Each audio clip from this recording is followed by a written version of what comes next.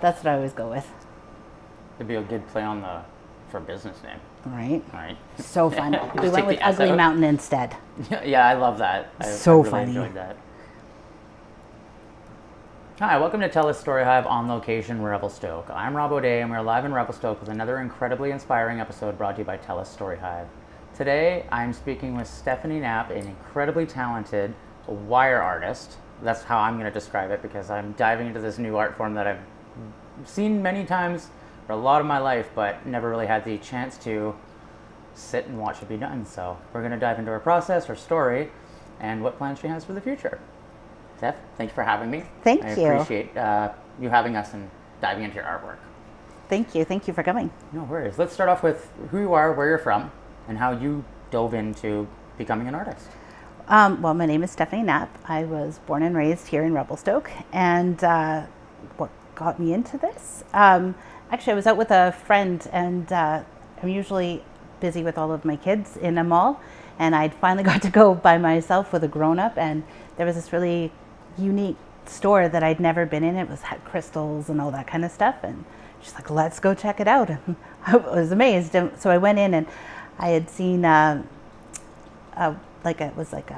rock with a tree on it, and I was like, wow, that was really cool. And then I was like, I wonder if I could do that. And I'm always trying to find like random projects and stuff like that. And so I had a little bit of wire here and been collecting beads and stuff, so I gave it a go, and it turns out it was lots of fun to be able to twist some wire and chat with people. Love that. And it is it's not, we were saying before camera, it's not like it's a new art form, but there's like a massive resurgence for it that I've seen lately, because I've seen so when I was younger, a handful of artists from our region in the Okanagan who did it, and then I just seen it like die off. Yeah, I want to say it must have been popular like in the 70s or something. Yeah. I didn't really look into it, but I know lots of people have said, oh, I saw that at my aunt's house or my grandma's house or something like that. And I'm like, what a cool thing to do, like especially around here. Mm-hmm. Yeah. And that's the like, thing, it's like, exactly. The national park is literally across the street. So yeah, we're constantly around trees and rocks and yeah. And I have boys, so we're constantly out in the forest and stuff, and we're constantly looking at trees and all the things. That's awesome. Does your children involved in it at all? Yes. So most of my kids know what kind of pieces of wood that I'm looking for. But it's funny, my youngest, when he was in kindergarten especially, he would find like any kind of wood, like firewood and stuff like that, and he'd pack it home from school. He's, here, Mom, I brought you a piece of wood to make something. And and if we burnt it, it would be the end of the world. So yeah. I had to make a couple of random little wire trees on firewood. But yeah, that's so cool. Well, one of my favorite pieces, getting to come in, and you have just tons of beautiful pieces sitting around, but there's a willow tree sitting in the cabinet, and I've never seen a willow tree done before. You always see the typical, where it's just branches, kind of like a fall tree, I like to call it. Like there's no leaves on it, there's no branches, but I love the fact that you take different elements and put it on and give it that life of having leaves again, and kind of like it being a full tree versus just the trunk and the branches. My dad lives in the Okanagan, and I grew up here, but lots of my family's in the Okanagan, and of course, like around the creeks and stuff, there's these beautiful willows. I've been obsessed with them. Like that is probably my favorite tree. And so, making the chains go down, it just reminds me so much of exactly the willow tree and stuff. So pretty. So pretty. The chains, for me, the process behind what you're doing it's not a quick process, because it takes time to twist each individual strand like you have here. And then you take these strands, and then they get turned into the stem and the trunk. And the trunk is it's thick. They're big pieces. Yeah. So this one right now is just a plant. With the trees, I just gather a ton of different lengths, and then twist them all up in different ways. I've made a couple of custom pieces that have been really cool. Like my girlfriend, her sister, we did a family tree for her sister, and so her sister has 3 kids. so a November, so it had the yellow, an April, so I did a silver, and I want to say it was February, and so it was a light purple. I did some trees. I added, the mom is a March, so I added some blue into the kids' trees, and the dad is a Gemini, or May, so green. And then in the mom's tree, I did it all in the light blue, and in the center I did all 3 of her kids' colors, and then I did a heart in the center of the tree. So it's really cool, and that is the best part of it, is to make things that are, really resonate with people and make them feel good, I think it's really cool that, because you've relatively started within the last 5 years, we'll say, to get to a point where we're already getting commissions and custom pieces, that's quite inspiring. It takes a long time for artists to find their comfort zone where they're able to sell their work and have that skill set. Right. To have that within 5 years kind of just, in my mind, makes me feel like you should have been doing, you're meant to do this as an artist, right? Thank you. I've been part of it. I have 2 of my kids are autistic, and they have some unique needs. My one son has a PDA profile, so he comes across very typical, but he has some major struggles to try to regulate and stuff, and so it's been difficult trying to work and go to all the meetings and try to find all the supports and stuff. So I spend a lot of time on the phone, on hold, waiting for meetings and stuff. So this was another way to help ground me, because sometimes that can get a little bit much for my head, just trying to find all of the supports and stuff. And, so to be able to make something beautiful when there's something that's kind of tough, it's kind of cool, yeah. I like that. That's very powerful, especially being a parent. People who aren't parents won't understand the struggle of that kind of a thing, how hard it is to navigate through dealing with children who have special needs, in the sense of autism, because autism itself is a very tricky, being a spectrum, it's very difficult to kind of pinpoint what's what until down the road. So I can see how that diving into art as kind of a soothing need for all the high stress that you're dealing with, because it is a high stress situation. Yes. Turning that, I don't want to say negativity, but that high stress into something beautiful. It is high stress, yeah, exactly. Right? So it's a beautiful, I think that's exactly what art is for. And depending on what things are where things are at, sometimes I can look at some of my pieces and see where I was at, in my head. There's some darker pieces where I've been frustrated with not getting the services, or something has happened that was great, and I'm all of a sudden I'm feeling like I need to have really bright colors and stuff, so I do the wire art, but I don't know if I showed you. I also do some so I started doing the chains for the willow branches and stuff, and I was like, what a cool thing. And I had started collecting some random pieces of jewelry and stuff. A couple of years ago, I had a friend whose mom had passed away, and her mom used to collect earrings everywhere, everywhere she went and stuff. And so my girlfriend, she didn't know what to do with the earrings after, and she couldn't throw them away, or that would be awful. And so I asked her if I could have them, and I took all of these earrings and I made her the tree of life with the chains as the tree, and then pictures or parts of her earrings, her mom's earrings, on the tree. So that she can randomly look at it and see and remember some of the things that she used to do with her mom and stuff. So I have some of that happening, and then I've got trees with some jewelry. And don't be sorry. Cat. I love there's 2 of them, and they're absolutely beautiful. I think it's really cool that you take what I'm seeing as a pattern of taking people's pain and turning it into beauty.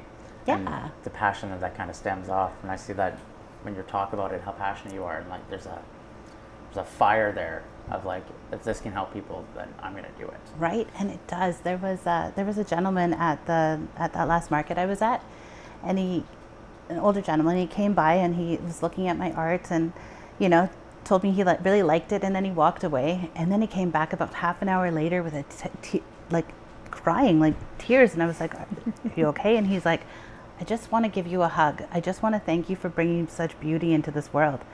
And I thought, I was already, I'm I enjoy it, but the fact that it made somebody else so happy just to see it, like that was an incredible experience, just that alone. And I hugged them tight as I could. It was so great. I love that. And that's kind of why I love what we do, what we get to speak with creatives. And creatives have this,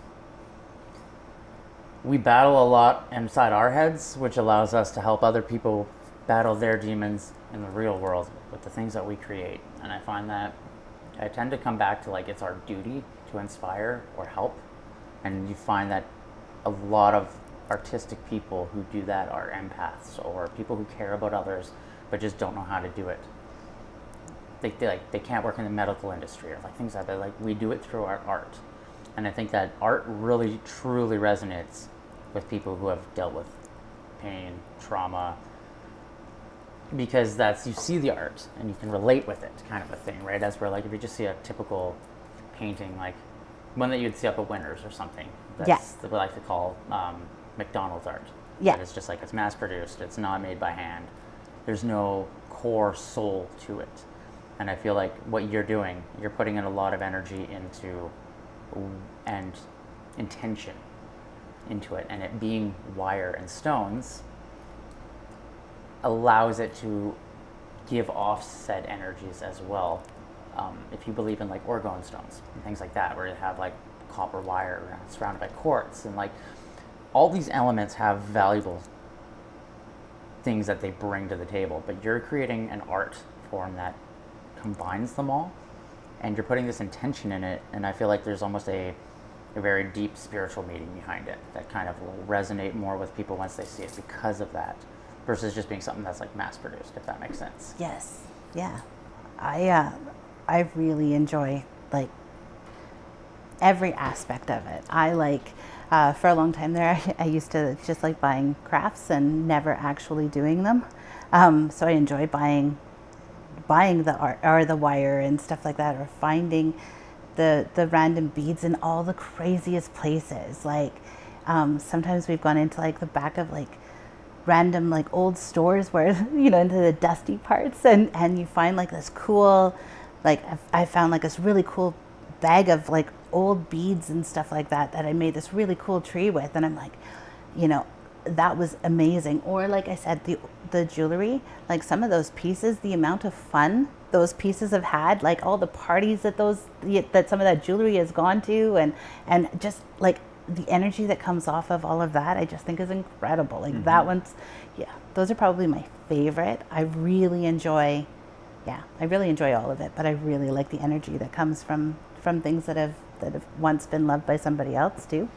I like that's a very unique thought that that's never crossed my head, is that like rings, jewelry, earrings, necklaces, those kind of things can hold on to that energy from the moments that they're being worn at.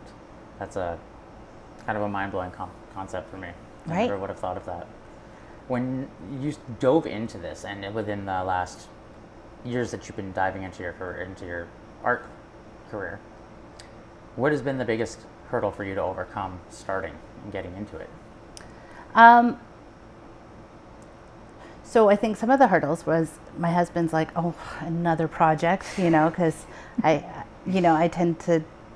tended to get, move on quickly through things, without being able to like actually sit down and really work through something. So that was a bit of a hurdle. And just not feeling confident, I grew up in a small town, and, maybe not everybody was as kind when we were younger and stuff, and I was told that I wasn't very talented like that. I had other talents, art wasn't one of them. So yeah, just being brave enough to actually do it. And I had friends that would come over and were blown away by it. And I was, I could see all the flaws and stuff. And my one friend, she's quite spiritual and stuff, and she came over and she was like, this makes my heart happy. And so yeah, once I got past that, I was like, if it can make other people, like, it makes me happy, but knowing that it makes other people happy, that changed that, where I was struggling with, with the flaws. I think you hit a main point that every artist battles, Everybody we've ever talked to on the show is the same thing, and that's, we are our worst critics. Right, and especially when you see other artists, because I'm like, wow, there are some talented people out there, like some incredibly talented people. It's hard to see myself as one of those incredibly talented people, but I'm working on it. Well, I am. think it's very hard for us to step outside of our world as creatives, because we're just building things that make us feel better.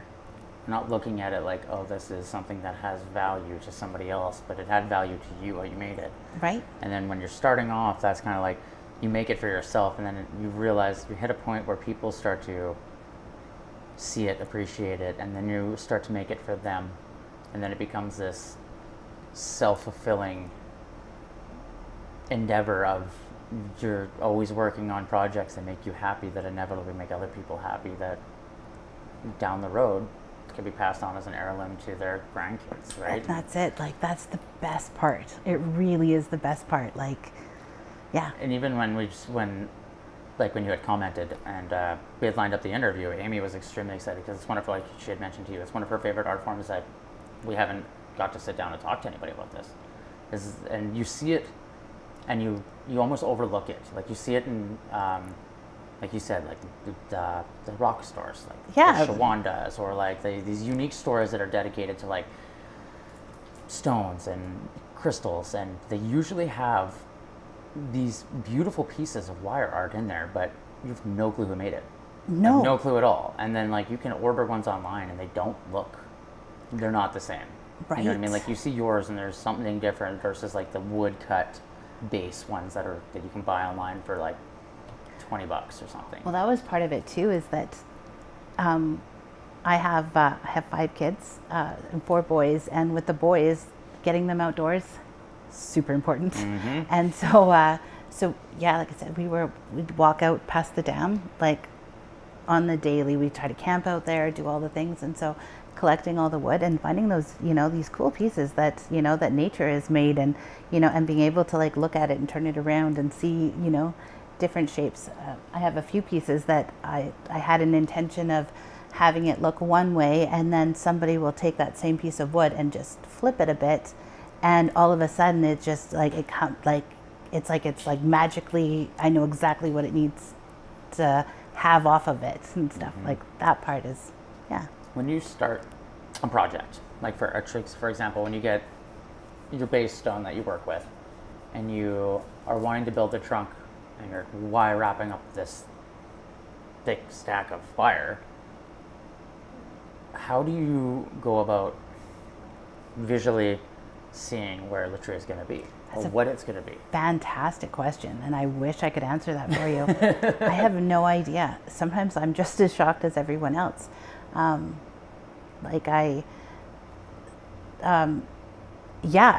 honestly, I have no real plan when I start.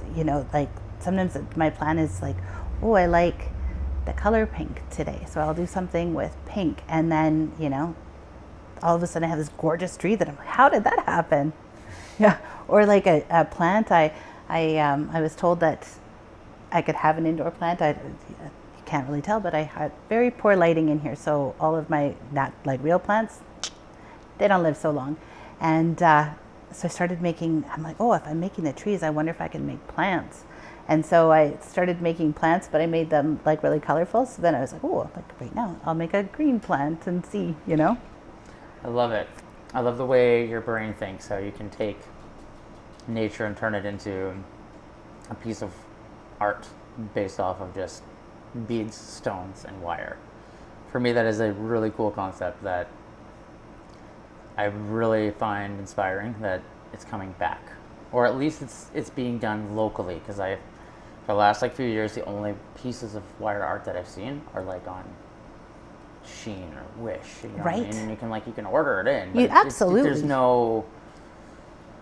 I always say it's like the McDonald's of artwork. Like, it's right. just, there's no sustenance there. There's no like personal attachment to the artist who created it. And I think that's where, when you get to see artists in their element and what they're doing, and the passion that generally is like firing on all cylinders in their brain, when their synapses are firing because they're looking at these things that make them happy, you can't beat that.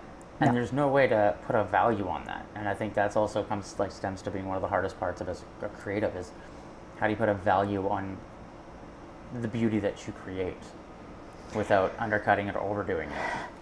That, I don't know how artists do it. I know that, there's lots of people who try to do the math in it, and they're like, how long did this take you? How much did it cost? And how much?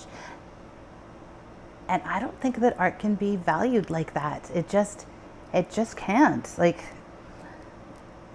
I know that like I said, I know there's formulas and all of that, but yeah, sometimes it's, it's worth as much as your heart, that would make your heart good. Like I have, I make pieces. I have a friend who's graduating. 20 years it's taken her to graduate, and she's graduating walking the stage. Like, I'm so crazy proud. So I made her a plant that she can't kill either, because it takes her a long time to get through things. So this is, that purple plant over there is going to her right after she walks that stage. See, and like even just looking around your house, there are so many beautiful pieces. And I think the plants are a really unique touch. You always see the trees, but you never see like a plant in a planter that's right. You second guess and oh wait a second, that's wire and beads. That's quite phenomenal. And I really like the ends, the way you do your ends. Thanks. They curl up like Jack Skellington's mountain. Yes, like the finger. twist, yes. Yes. Is it physically like draining? No, it's probably the best thing ever. It turns out I use my hands a lot for talking and stuff like that. It's my hands used to hurt quite a bit, and then I started doing this, and all of a sudden I feel like my hands are actually stronger now. Okay. Yeah. I wonder if that's just because they're constant working like the muscle movements, and Yeah. you're also building strength when you're twisting wire. Twisting it, yeah, and just. It's quite insane to see the process and how quickly you can actually go about it, because you're just chit-chatting and you're already like Right. relatively far. Which I is was cool. like, slow down. Yeah. No, it's so when you're choosing the gauge, is there different size gauges that you can work with, or is this like the one that you prefer mostly? So on when you're looking online, they say mostly like it's the 20 gauge wire. It's got like the best bend and stuff. So I tend to use the 20 gauge. I know that some people wrap like the stones and stuff, and they'll use a smaller gauge, like a 26 or something. But yeah, I tend to use the 20. I find that it bends the best. I started doing some stuff with copper wire too. Like, have you ever heard of the what's it called? Electroculture, something like that. It's where you put copper into the ground, and it draws all the energy from space and puts it into your plants and stuff. Mm-hmm. So I did a couple of flowers up like that, because you could see them where they're just a twisty wire, and I'm like, I think you can make something prettier. Mm-hmm. So I did a little bit of that too with slightly thicker wire, just to really pull that energy in. That's actually really cool to think about, because that's kind of like what I was talking about earlier with the orgone stones, where they wrap like specific quartz pieces with copper, and then they put different elements and other metals and stones within these, what they call orgone stones, and it's like a resin mold with all these things in it, and it creates an energy. And my cousin made me one, and it's like you can see it's very basic, like out of a coffee or a baking dish kind of a thing. So you can see the shape of it, but like to take it to another level where you're like adding the copper, the stone, all these different things, and it's a physical thing that's like putting into the garden. I feel like that is definitely, for people who believe in spirituality and like that connection between everything on the planet, that is a really cool way to go about doing it. Right. Yeah, I really like that, because copper is a very valuable element in our world that I don't think we really give enough credit to. No, and it's really cool. So starting this, they just want to fight a little bit. Sorry. That's what they do. They're brothers. So I was starting, like once I started doing this art stuff, I was able to talk to other artists and stuff and learn more about like crystals. And so we started collecting more of the rocks and stuff over here. And how much energy and intention stuff like that people put into the elements and like around us. I think that part's this area has a lot of really beautiful stones too. And there's something, I don't know what it is, there's something energy-wise about Revelstoke. I don't know if it's because you're stuck between so many peaks that it's just like gravitates to sit in the valley itself, but like there's just an energy in this area that I almost like, I don't want to leave. You know what I mean? Like, I like my home, I like where I'm from, but it's like every time I come to Revelstoke, I'm always like, it's like a deep breath of fresh air. Kind of that, just a nice escape from. That was the thing. We were always told like it was the diamond in the rough, you know, for like before the ski hill and it got really popular and stuff. That was, you know, when we did have people that would come here and stay, that was what was told. It was always the diamond in the rough. And now, of course, with the ski hill and becoming a resort town, it's really great to see how many people get to enjoy, you know, everything that surrounds us, you know, and yeah. Yeah, one of my favorite viewpoints is just past the airport, I believe it is, and you follow the road and there's like, you see these like oxbows. And then the giant, I think it's Mount Begbie or right in the background, with these beautiful peaks. And you're just like staring at it and you're like, this is BC. Like, this is 4 hours away from my home and it's probably one of the most beautiful places on earth. And I would never have guessed it if I didn't come here to film. Would never have taken the time to like stop in downtown and see the artwork that's here.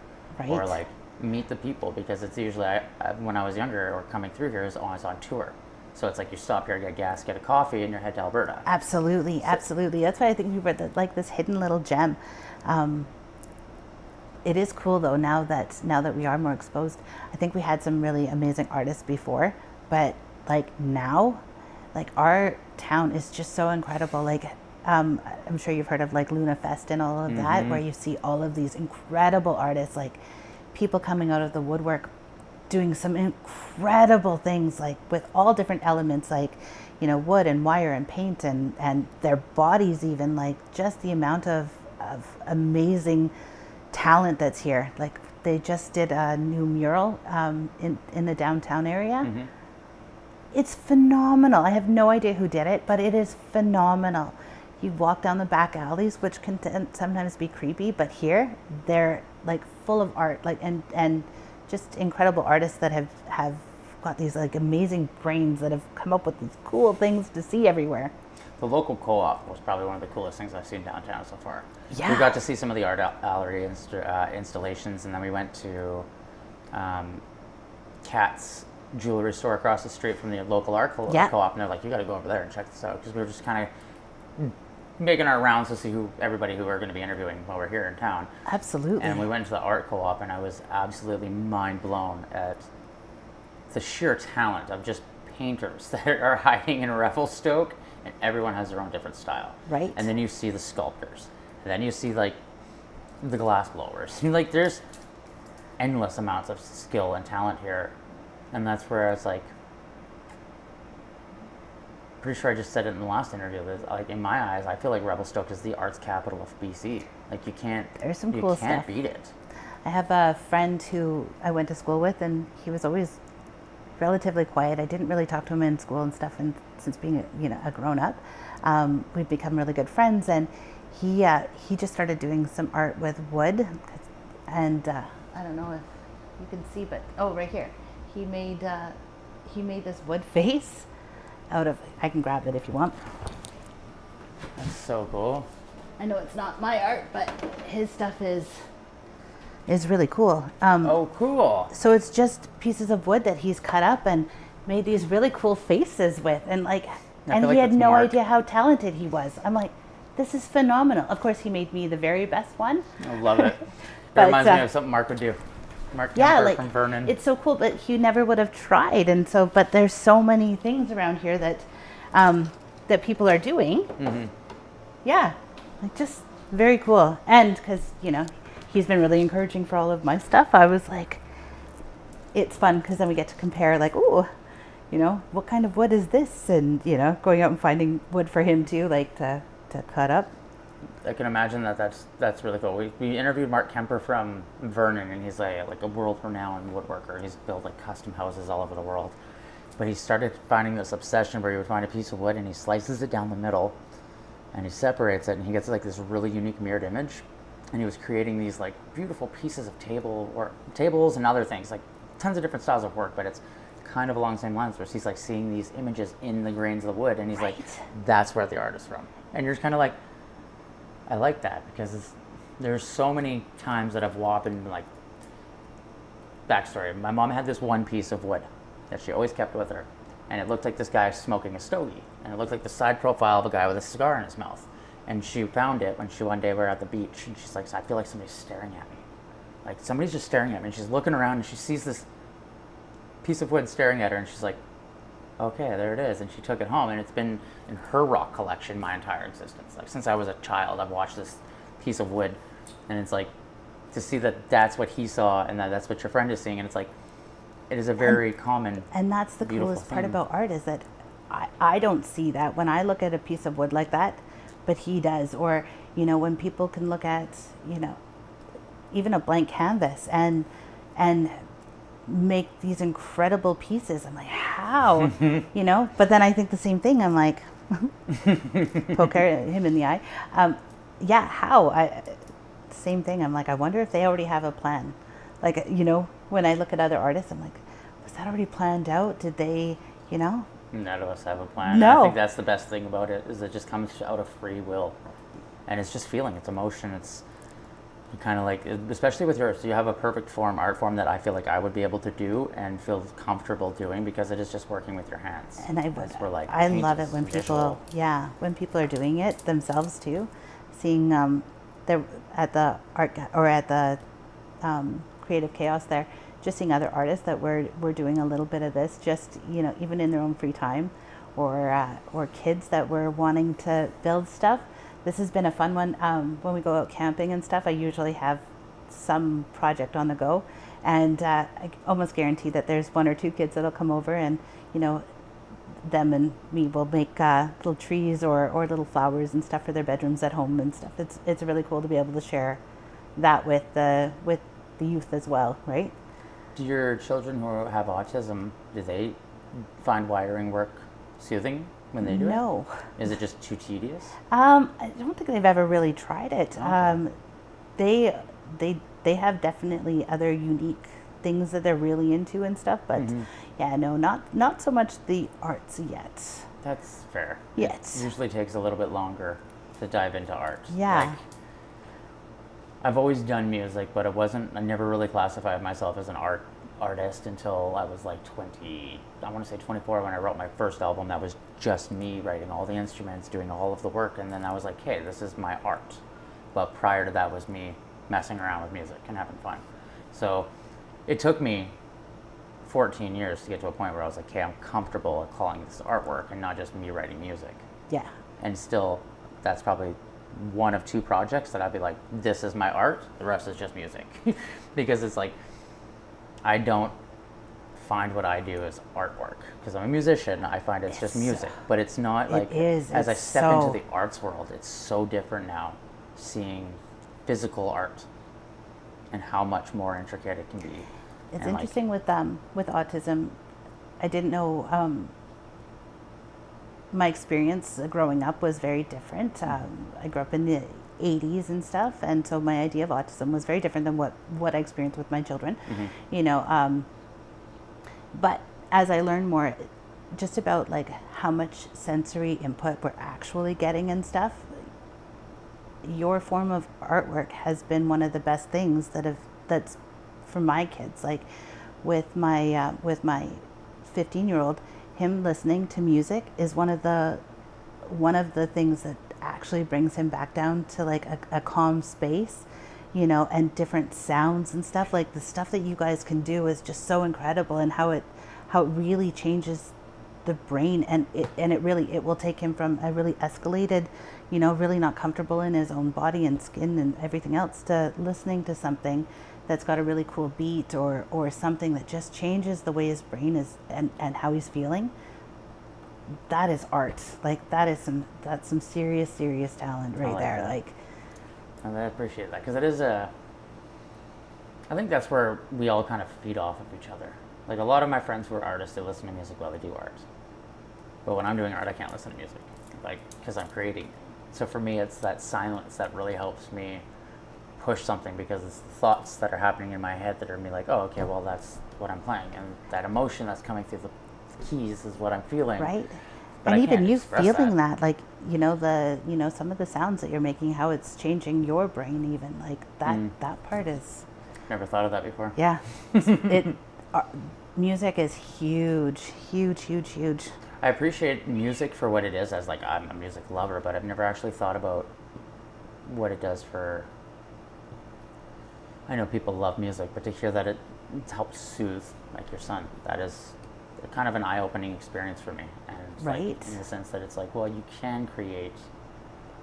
I'm used to creating chaos with noise, so but like to be able to maybe tone it down and create. But sometimes the things. chaos, like that, but even that sometimes it's the chaos that brings that calm too, right?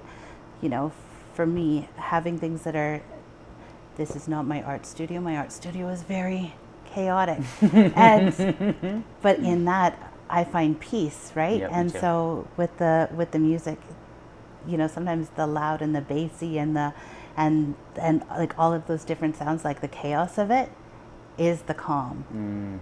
I definitely Very like dissonance, and I think that's where it's like, when you hear a note and it's like, it's kind of gross sounding. I love listening to music that has dissonance, that's kind of like, it's not meant to be there, but it's there. Certain bands do that. There's That's a lot that of dopamine bands. hit. Wait Yeah, a minute, it's that's not just- supposed to be there. Right, and it's just kind of like, because we're so used to, especially with music, I think it's because music is so, to be popular and be famous, you have to sit into a bracket of 4/4 specific chords, play those songs, sing them, and then people will enjoy the music. But if you're like my buddy Aaron Goodwin, who is like this absolutely mind-blowing blues musician who can play harmonica, sing, play guitar, hits the drums all the time. He's a one-man band. But he wrote this album called Circle of Stones, and it changed my entire perspective on what music could be, because it's a story based around a guy who's going insane, and he loses his mind, and every chapter is a song, and the chapters go through the stages of his progression into chaos and like complete insanity, from being a normal human being into being like completely lost in his mind because of his just the symptoms that he has. And he wrote this entire story, and he has people, it's a live performance. It's not just music. It's like he has a band playing with him. He's got somebody who reads the story, like the written part, and then he has like a visual, somebody made a video that projects on top of them while they're performing, and it's like, that's next level of music, and like that's creating art, as we're like, what we're used to is like the Taylor Swifts, or like the basic music that we're fed. We're Right. never going to see these like really intricate pieces of artwork that people will ever find, because I don't think you'll ever find Circle of Stones unless you look for it, kind of a thing. So I have a friend he's really into music, and he comes up with like the wildest things that I've never heard, and he's like, you got to listen to this. And yeah, and it will have like weird sounds that don't make any sense, and he's like, this is the greatest song, or something that's got a really cool beat, and I'm like super drawn to it, but I never would have heard it. And he's like, oh yeah, I went and saw them 30 years ago in some back alley pub. I'm like, what? never see them again. Yeah. And that's where it's like, I love that transition between, I don't even know how to decipher, physical artists and audio artists. So like people who take a physical medium, like painters, who can take like, oh, I'm just going to put music on and then let my body move, and they're painting these beautiful pieces. I look at the paintings and hear the songs. Like I'm like, oh, there's a story in that painting. I want to write that story. How can I make that story match that song or that painting? That's kind of like, so I love how it's like, they inspire me as I inspire them. It's just like, that's how artists work. And I feel like that's why we're who we are and why we're made to be artists, because we're meant to push the buttons and like the barriers of what is comfortable and what is not comfortable for society. And I always say it, like the T in the show is that all revolutions have been led by artists and or a form of art. Most revolutions in the last 100 years, big time, that is how it's been. It's the creatives who pushed the collective conscience to like see a different view that wasn't there before.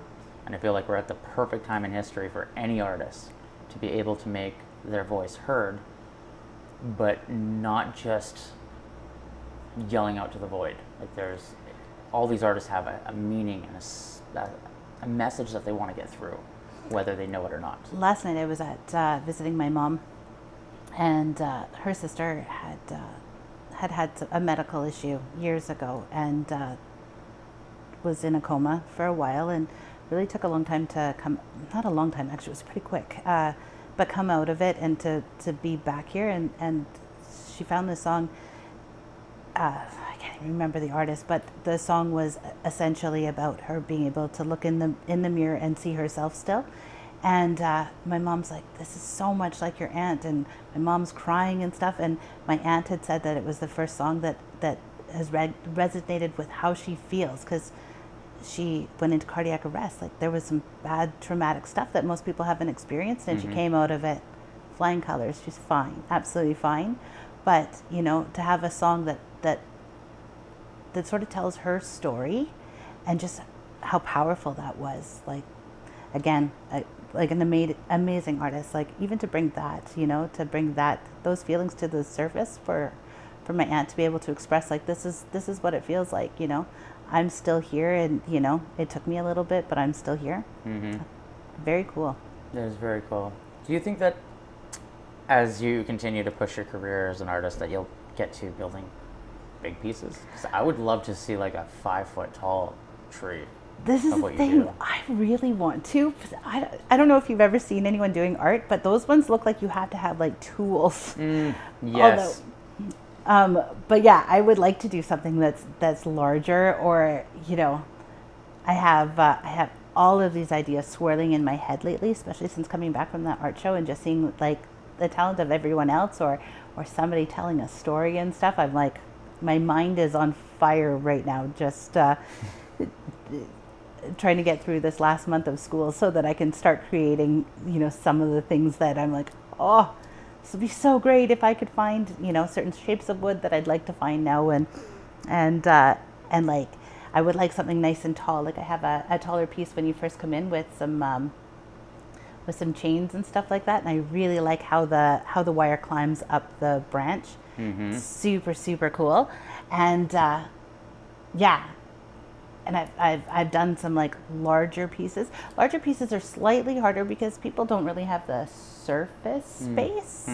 I was gonna ask, how do you go about doing that? Because you're gonna need a wide base to hold that. Yeah, I did a commission piece in the winter.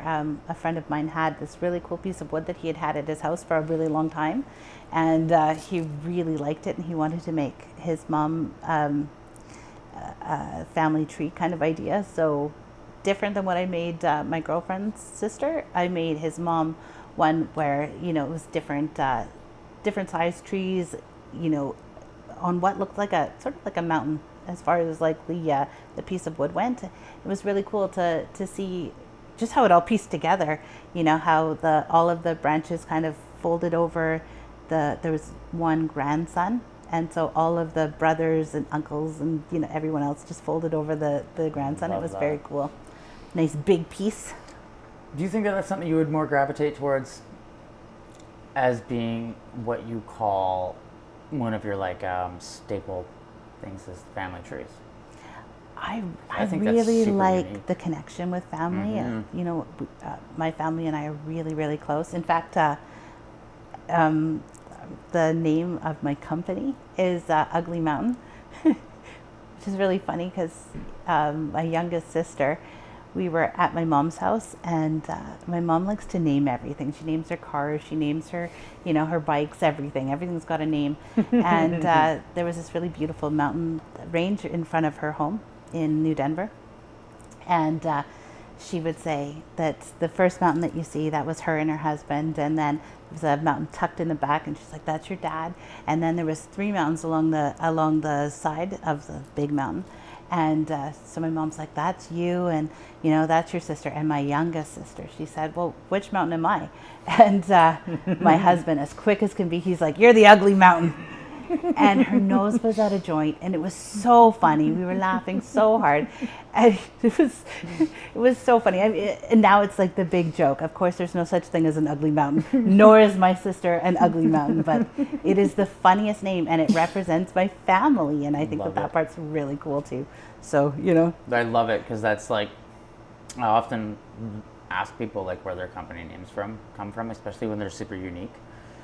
Like my buddy is Hidden Valley, I believe it is, and he does like blown glass with gold that he pans and stuff. So it's like when they have these really cool backstories, it makes you really fall in love with the business, the creator, and the art more than if it's just like, this is my creations, so and so creations kind of a thing. I like the name Right? Ugly Mountain. Yeah, Ugly Mountain. And it was funny. And I had lots of people saying like, why would you name it Ugly Mountain? There's no such thing. And I'm like, that's part of it, is that there is no such thing as an ugly mountain. And yeah, and it kind of, It twisted makes you think. my little sister's nose a bit. And that's hilarious. Well, plus, if you hear an artist like, oh, I make this beautiful art and it's called Ugly Mountain, they're like, why? What? And it makes them think, right? And it's kind of like that alone right there strikes thought, which creates a want to see the work and like to keep going about wondering what you're going to do next kind of a thing. So like it's kind of intriguing to see what possibilities can actually come from wire art, because I've always, like I said, I've either seen it online where you can buy it or I've seen it in the gem stores that I like to go to. But like you've taken it to a level that I don't think anybody's really ever thought of with the family trees, and that's like I kind of want to get one done for my grandma, because like I just lost 2 uncles in the span of 3 months, and they were the youngest of my grandma's kids, so she's got 3 left, and I'm like, to have a tree made for her that has like her 5 kids and then 27 grandkids underneath, like It's so cool. I would love to do that. That's what right? I I'm like, really want to do. I kind of, that's like something I would love to pay you to do, because that's special, and that right there builds that connection. And like, And I think family connections are so important, especially nowadays. I think that, not to dredge up any COVID stuff, but I think that not being able to see people and be around your people and stuff, that was so hard. That was so hard. And since then, I really hear people saying that they want that was no good for them, and that a connection and stuff. So I think, any sort of connection to your family and your roots and stuff, and, these guys are crazy. Family member too. right? Right. With your career so far, what has been, besides the family trees, because I'm sure that's probably going to be one of them, what's been one of your favorite pieces that you've been able to work on? The tree of life for my girlfriend Tracy was my absolute favorite. Knowing how much she loved it, how much it meant to her mom, that kind of stuff, would be one of my favorites. I've also made a couple of really fun gnomes with like just random pieces of wood that I put together and made these like really cool gnomes, and I really like those. They seem to have personality just by sticking some wood together. Like, can I show you a piece? Oh, 100%, yeah. That Amy is obsessed with gnomes, so the fact Like- you said that she's behind the camera like, oh my god. Even just like just funny ones. Like even this is just like a random just 2 pieces of wood I put love together. I have other ones that are like the gnomes with like the little noses and stuff. That is But, so like, cool. Yeah, just 2 pieces of wood, and yeah. I love that. I can see it too. I can Right. see it for sure. I don't think I have any of my other ones out here, but yeah, I have ones with like just really cool little pieces. I've got one that looks like it's snowboarding and stuff. Like Love just it. yeah, just walking down by the lake and finding just random cool pieces. This is such a beautiful region too, because if you're not a rock hound and you don't like hunting for rocks, you're not going to know what incredible stones are hiding in Revelstoke. But the first time I ever came here, on Big Eddy, before you cross the bridge, you take the left towards the back of the dam. Yeah. I can't remember what that road's called, but there's The dam road. like a pull off that you can walk through the trees down past the rocks to the creek or to the river. Yeah. And it's full of mica and like beautiful pieces of mica. And I was like, oh, okay. So I spent like an hour just like looking for stones, and it's incredible how much, or even just further down on the little pull offs that there are on the There's highways. so many things I want to show you. I have a couple of really big chunks of mica in my rock cabinet over here, and I have raw garnet. Oh, wow. Yeah, like a ton of like big raw garnets. That's Which insane. is super fun. I've yeah. only ever found one, and it was at Mara Lake. Can I in give you Burn. one? I would love that. That would be awesome. the stones that have come from this region are just beautiful, I find, and they're especially when you find like, did you find these in the lake? These are out by Micah, Oh my god! and you pick whichever one. Oh my! Feel them, see which one is yours. There are so many. That is so cool. We were debating if we should take a cruise up to Mica Dam. You absolutely should. It's Because it is- incredible It up looks there. insane. Like we were looking at photos of it, and the the height difference between the lake and the dam and below is insane. My It's- husband, him and his friend does chartering, fishing chartering, and so they're constantly up there in the boat. And my husband also has to look for rocks and wood for me. So That's awesome. yeah, I don't know. they this found one's some really calling me cool though. ones. But yeah, there's one in What do you there think? that's yours. What do you think? You just have to find it. I think that's really cool about rocks too, is that some of them, like I can walk past, there could be 10 of us walking past the same rock and not see anything, Mm-hmm. and then, the 11th person walks past and it's like lights up for them. I think that's cool too. It is, and I think that's kind of I like the art form and being able to sit down with you and talk about it because, like I said, there's something. All art is beautiful, magical, and has its purpose, but there is something about the combining of stone, wood, metal. Like you're putting all these elements together. That's like you're almost being like an alchemist in my mind. You know what I mean? Like you're putting Thank these you. elements together and you're creating gold. It's like that's alchemy, and that's basically what you're doing with your artwork. But there's something a little more like metaphysical about what you do because it's connected in that earth rhythm, if that makes sense. Because like you Absolutely. can paint and put your emotions into the paint, and you can write music and put your feelings into that, but those aren't connected to the earth like your artwork is. Your artwork is like, it's deeply rooted in life. That was part of the stuff too, like in my trees. Are there trees over here? Yeah. So like in the trees, all of the roots and stuff, I've got them like in there because I think that that's important, that our roots are deep. Like our roots I gotta go run show the deep. camera, They though. I showed a camera. I know you want to sit on He's me. like, no. Oh no, there you go. You got the cable. It's getting like in close. You can see just the intricacy too. Like you can't. I'll try and pull back a little bit there.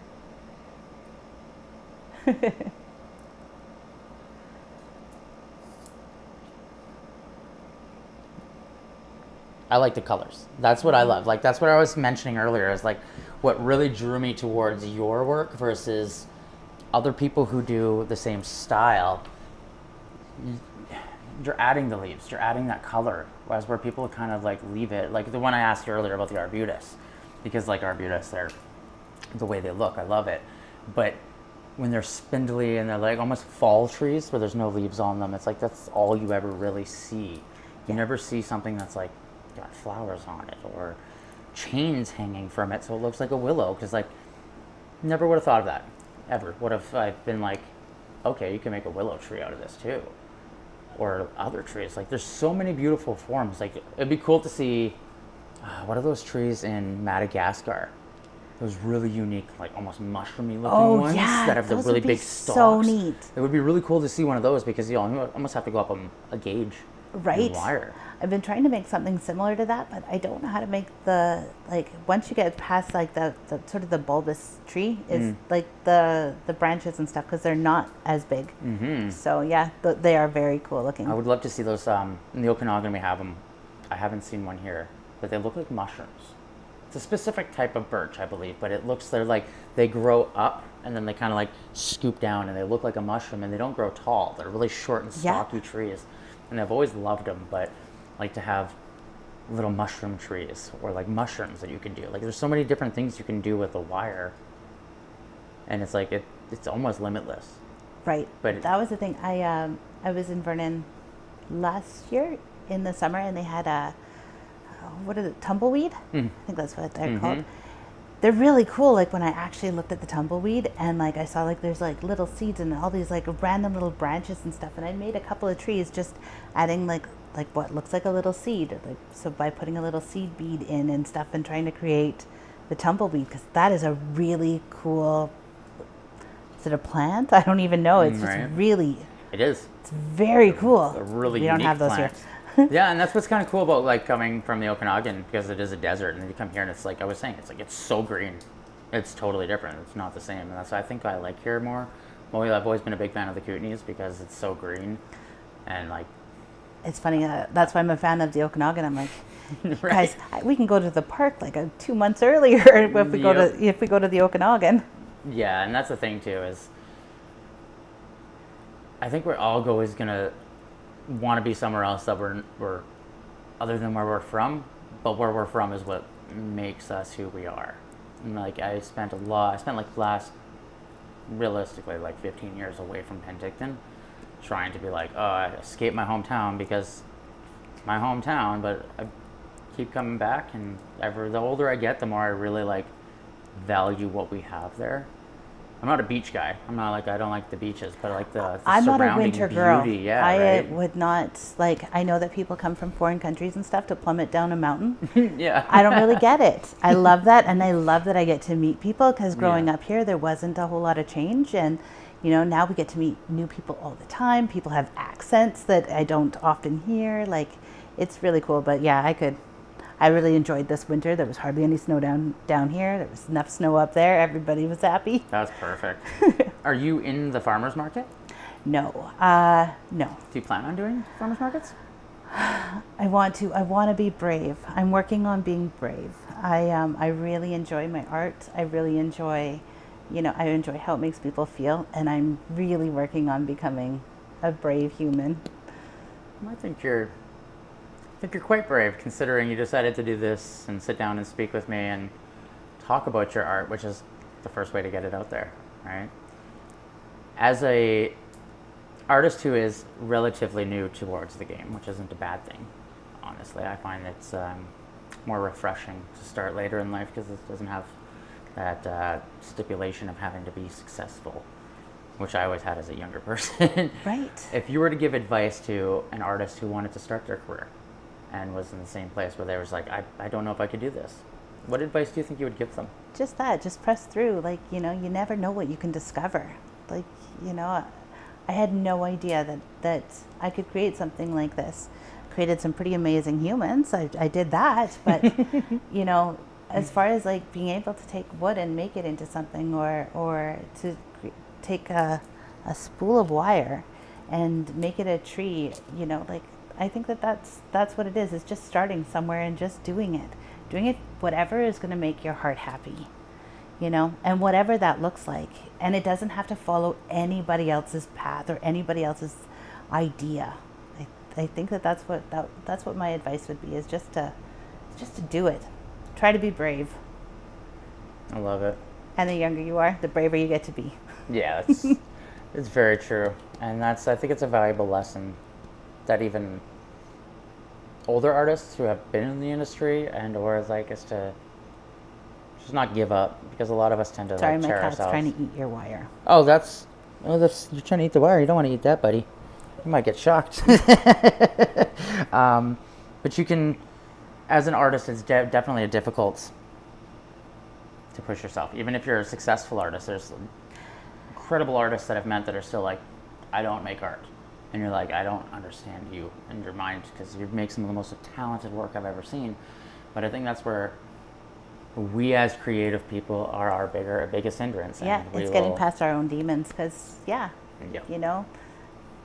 That gentleman saying that I brought beauty to this world, I always hope that that's true, but it was a stranger that said it, and I think that's cool. It sort of confirmed everything that, everything that I feel. And I think he's not wrong. You do bring some really beautiful things to this world. And like I said earlier when we first started, it's like I've seen lots of people pull off the wire trees and the wire art, but nobody who does it to a level that you're doing it. I've never seen people who add colors, and like there's just something beautiful and magical about what you're doing that kind of separates it from the rest of the industry. Thank you so much. I want to thank you for your time and having us Thank in your you. beautiful home and getting to sit with your Cats. incredible kitties, because I love hairless cats. But to dive into your art and your story and everything about like your family and how you've created these beautiful pieces that have helped people. And I hope that I can get you to commission one down the road, because I would love to have one for my grandma. I know my grandma would absolutely love to have one. I would love to do that. I think it'd be cool. Absolutely love to do that. I kind of see that that's going to be like, I hope that becomes a staple for you, where you get to build these really cool things. That's super unique. I really enjoy that. If I can bring happiness to people, that does make me happy. You know, have to live vicariously. I'm like, I feel that. that's exactly what I want. Well, Stephanie, I want to thank you for your time and your story, and like I said, your artwork. It's been an absolute pleasure to sit down and chat with you. Thank you. And And thank you so much for coming. No worries. And if you'd like to be a guest on the show, there will be a QR code at the bottom of the screen that you can scan, and it'll take you to a form to fill out. And we will be in contact with you. From everyone here